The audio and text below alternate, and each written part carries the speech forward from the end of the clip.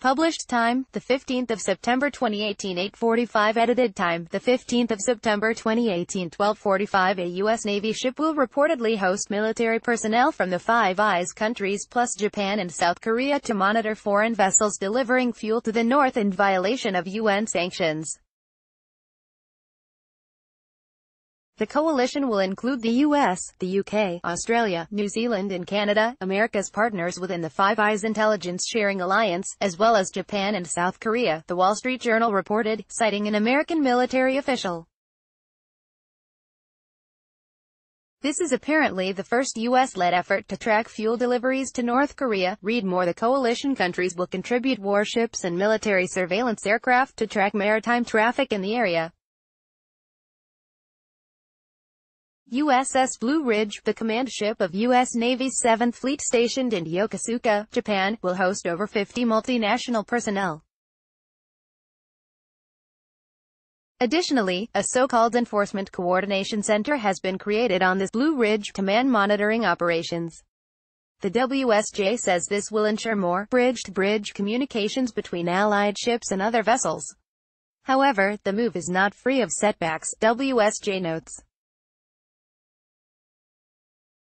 Japan and South Korea are reluctant to share intelligence with each other, while Seoul has its own disagreements with Washington.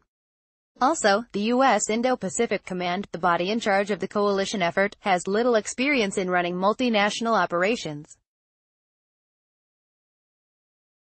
The story has emerged as the U.S. tries to tighten its grip on North Korea despite both countries having sought to mend ties after the milestone Trump-Kim summit in Singapore last July.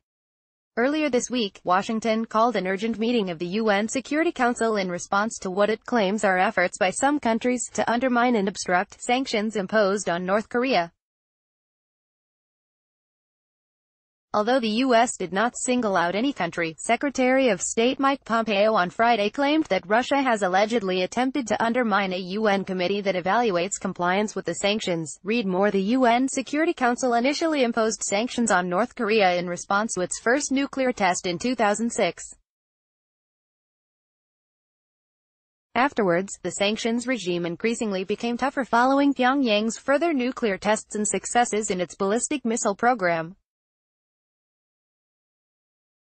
In August, the U.S. Treasury Department sanctioned 2 Russian individuals, 3 companies and 6 Russian-flagged ships over alleged business ties with North Korea.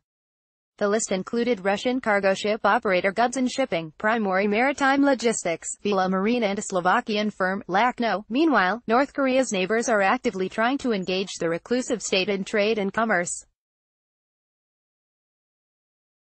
Russia, for instance, hosted a delegation from the North at the Eastern Economic Forum in Vladivostok, where Pyongyang's External Economic Relations Minister Kim Yong-jae made a number of promising proposals to Russia.